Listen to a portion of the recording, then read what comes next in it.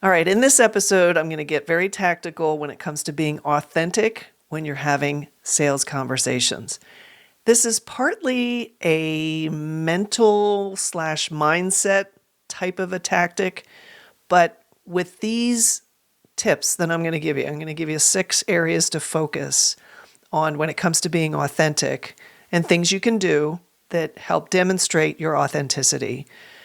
In a service-based business, which most of my audience is service-based professionals, versus an e-commerce where you're just selling, stuff, and it's more transactional.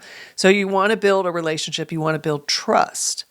Out of those 2 components, sales doesn't really fit because of what we believe to be true about sales, that we have to manipulate, that we have to talk a certain way, that we have to be on guard for the prospect to give us pushback, and all the stuff we have in our brains around what we believe selling is, as well as our individual sales capabilities. When you're thinking about how can I be more authentic when I'm in a sales conversation or when I'm following up with a prospect, this episode is for you.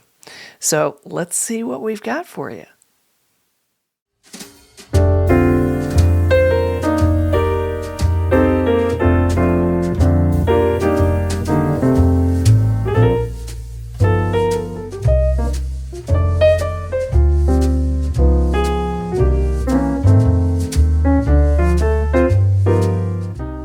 Welcome to My Solopreneur Life. I'm Terry Pappy, your gracious host, and I am so glad you're here. I have a wonderful episode for you. Sit back, relax, and let's have some real talk about what it is to be a solopreneur.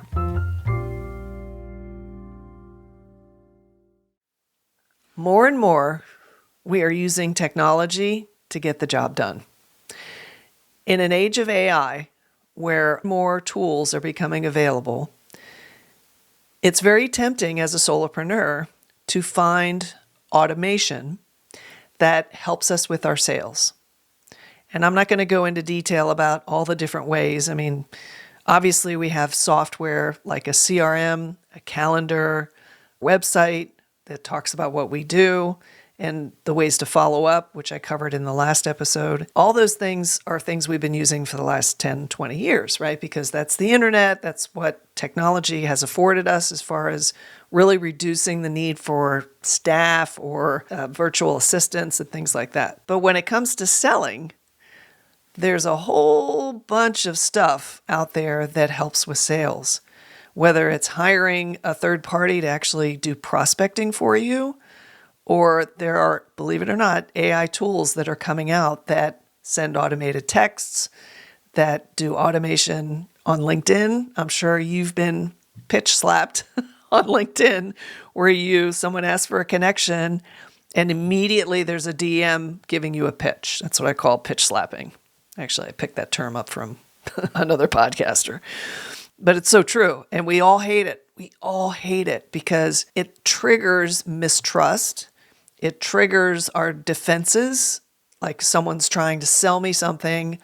They don't know who I am. That puts all these walls up. Well, we don't want to trigger that in our prospects. What we want to do is we want to try to be as authentic as possible. And when we do our outreach, when we do our follow-up, there are ways that you can increase your authenticity and build that relationship trust much faster. So I'm going to go through about 6 things that I want to have you think about. So from a prompt standpoint, for each one that I go through, think about how you can deploy it. Because you got to remember, when it comes to being authentic, there's no one playbook, right? So these 6 things may be like, well, I'm not going to do that, or that doesn't really suit my type of prospect, or whatever, because I don't know your unique situation. I also don't know your personality and your temperament.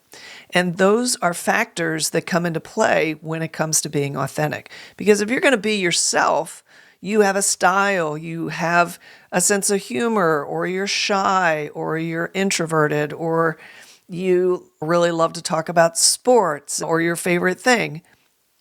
When you have those things coming into play, it enables you to carve out your own way of being authentic. But I think that these 6 areas that I'm going to go through will definitely give you some insight on how to show up differently, how to show up where you aren't perceived as a bot or an automation or a VA or someone who's really just checking boxes and going down a list.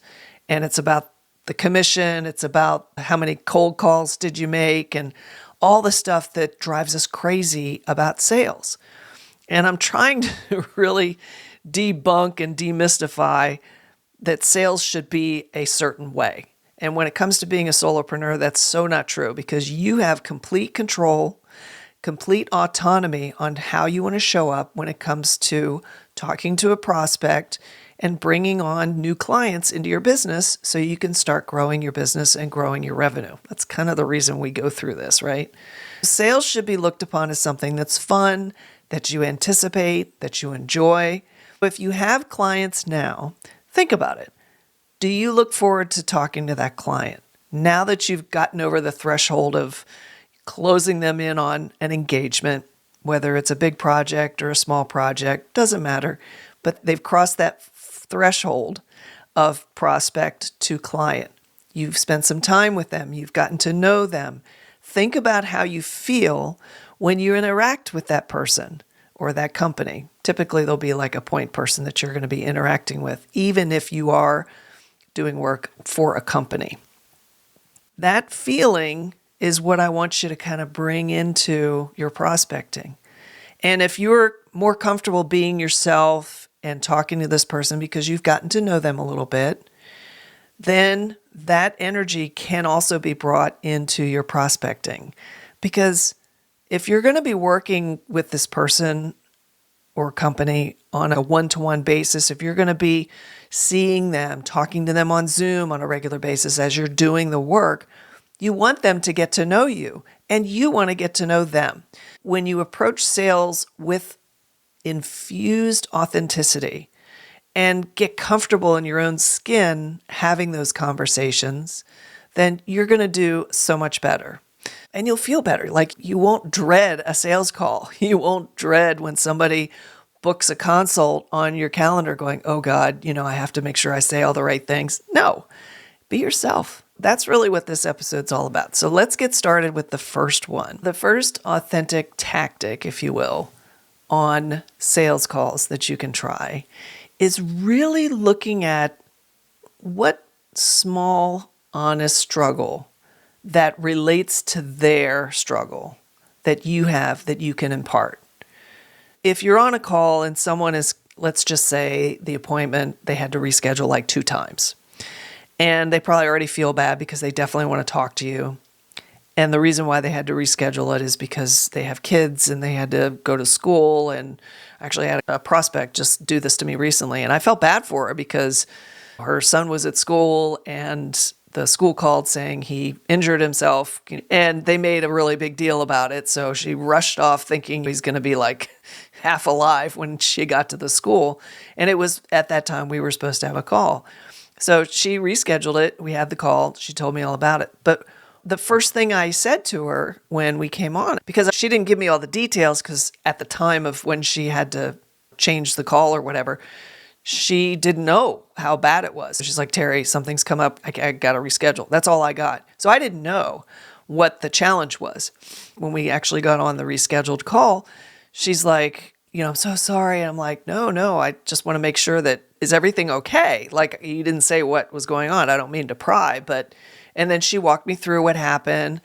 And so I went on to share a story that, first of all, that care and concern is a way to be authentic, to be real, to be human. Okay. And all of these are going to have that thread through them. Keep that in the back of your mind as you're sorting these out for yourself. And so what I did was I told her a story about having to reschedule someone I think it was a doctor. I told her about a doctor's appointment. I was trying to, get in to see this one doctor, and I just kept having to reschedule. I think it was an orthopedic guy for an injury I had or something. But it was driving me crazy because my calendar that particular time was just all over the place. I think once I was sick and I had to reschedule, and then something else with a client came up. And I was like, I got to get in to see this guy, schedule an MRI because I'm hurting. I went on to share a little bit about one of my frustrations. I'm like, it happens to everybody. I made it okay for her because she did feel bad that she had to do that. And everybody has some people just don't care. But I wanted to meet her with sharing a similar struggle. Like, I get it happens to all of us. You can create instant relatability when you're honest about, hey, yeah, I have that problem too. And it lowers their guard. Not that they should come into the call with a guard set up, but when you get into that kind of sales context, especially if it's a cold referral or someone's coming in that you have no clue how they got a hold of you and where they found out about you. It could have been an article you wrote on LinkedIn or whatever. I think that sharing some sort of story, so not like, oh yeah, well, I have that problem too, but more like, oh my God, I can so relate. Let me tell you a funny story. And I think just telling a little story about your own struggle, even if it was something maybe a little embarrassing or something that you're like, oh God, I can't believe I did this. Like showing your humanness through that storytelling is a great way to do that. And it can happen at any time during the conversation. Even if they're like going through and talking about their challenges, you can say, you know what, I had the same problem. When I started my business, I was doing this and it took me forever to figure it out. So I'm so glad that we're on the call together because I can help you figure that out. It really does help kind of level the playing field, get people to just kind of take a deep breath and relax because you're being yourself, okay? So number 2 is reflect what you genuinely notice. And this dovetails into what we were talking about in Naveed's, I think, second part. We were talking about listening, that you should be doing a lot more listening than you are talking. And that's where you're asking the questions and really probing and just peeling the layers of the onion. And whatever comes up in the conversation, put a name to it. Like if there's some hesitation or excitement or confusion or fear, point that out. Not necessarily like a coach, like you're trying to coach them, but in a way it reflects back to them that you're really hearing them and maybe getting a sense of their emotional state around it. So they could be fearful of having to close their business or not be able to make that rent if it's like a fear-based, like a financial issue. And that's something that you want to just recognize and just say, it sounds like you've got some financial pressures.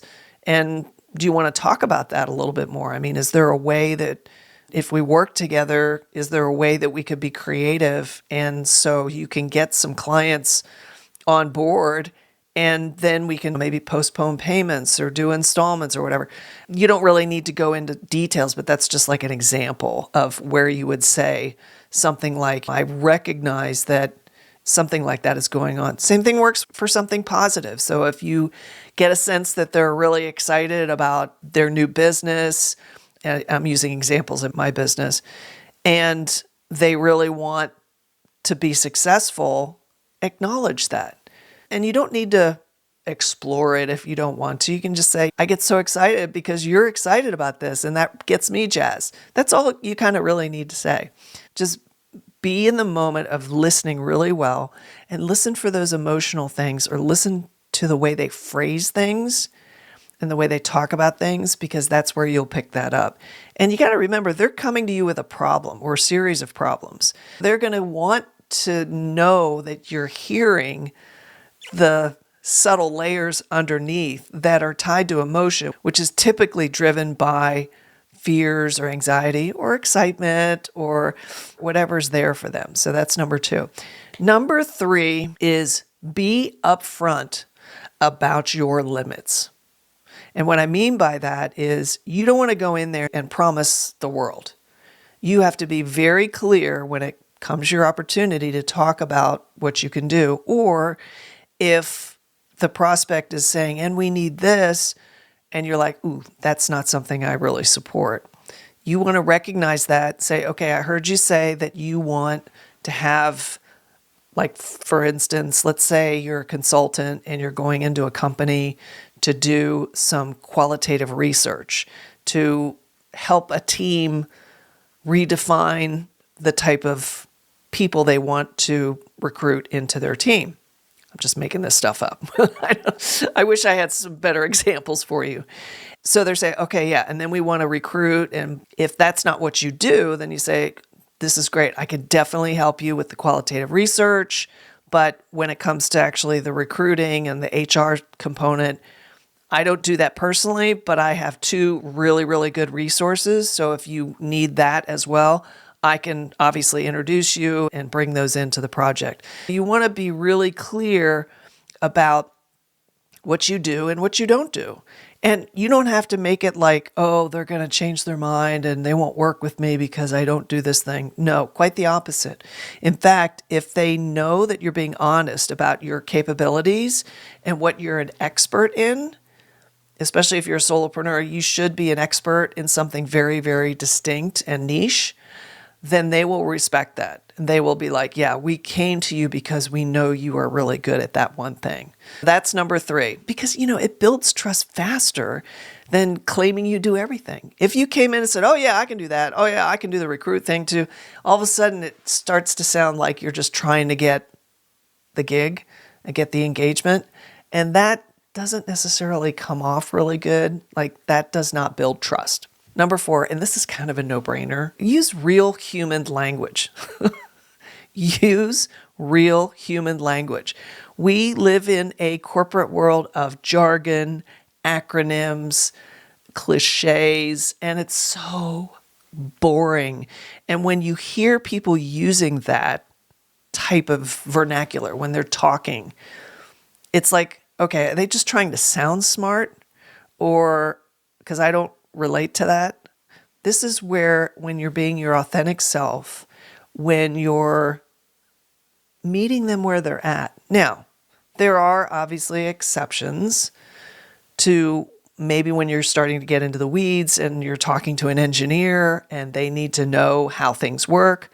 That's a little different, but you can still be real when you're having those conversations. And then you get specific about the technical things.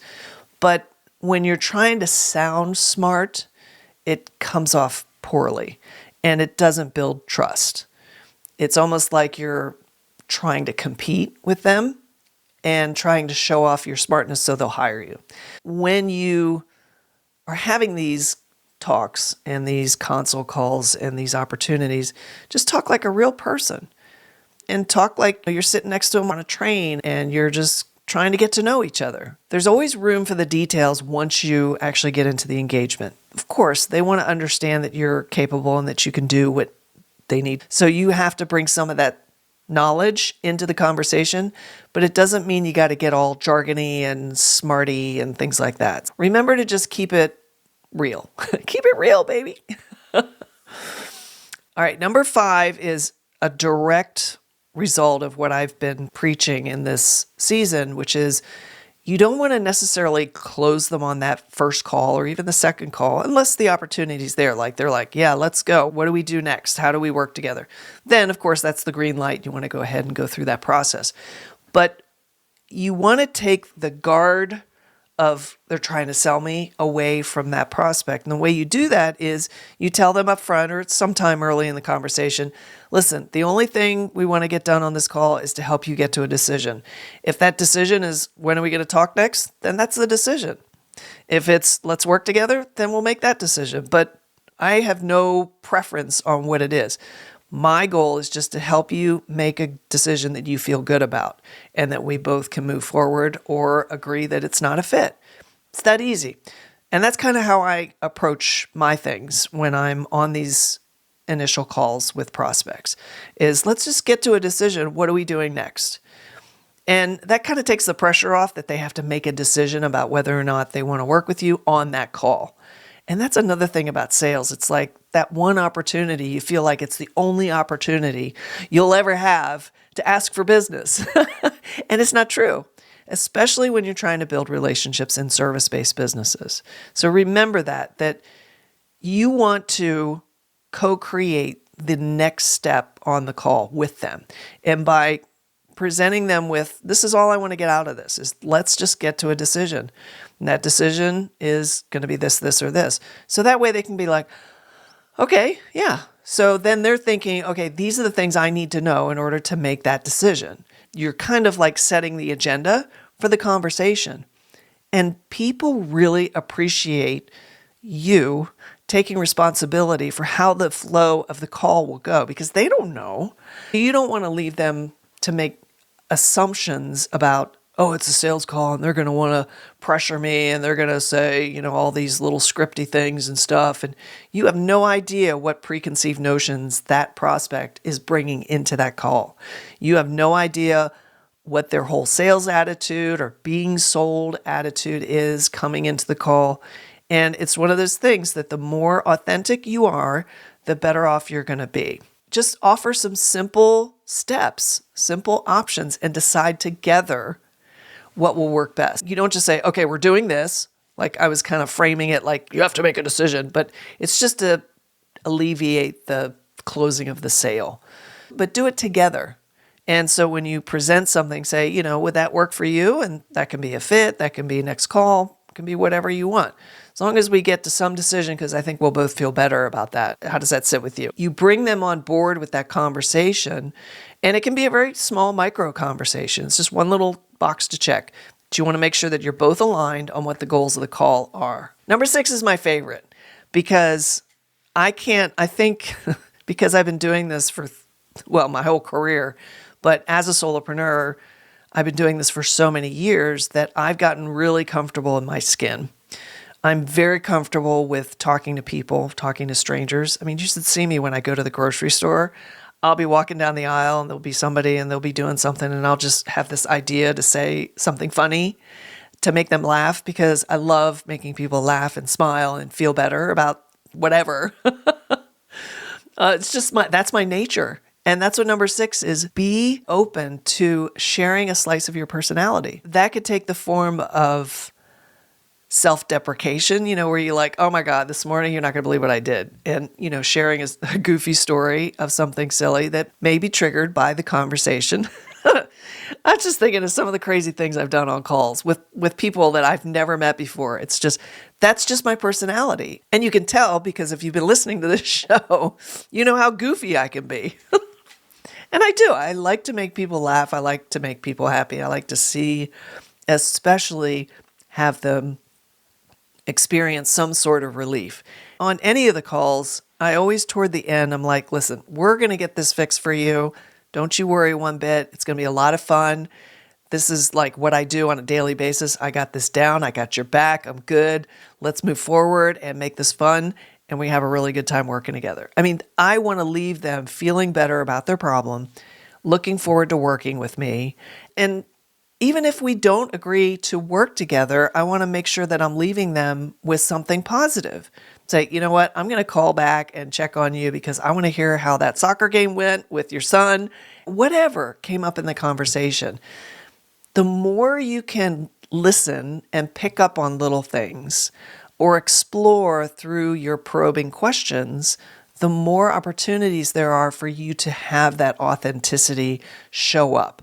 When you're sharing some of your personality, and you got to be careful because you don't want to monopolize the conversation and you don't want to make them get off the call thinking, wow, they talked a lot about themselves by doing all this storytelling ad nauseum. You want to make sure that you're being respectful of the space that's being created when someone comes on to have that consult call with you.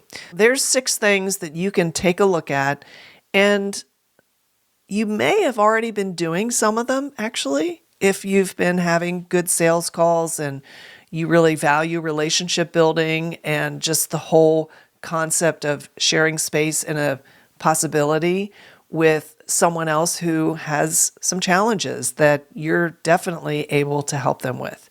So I hope those help. And remember, just be yourself.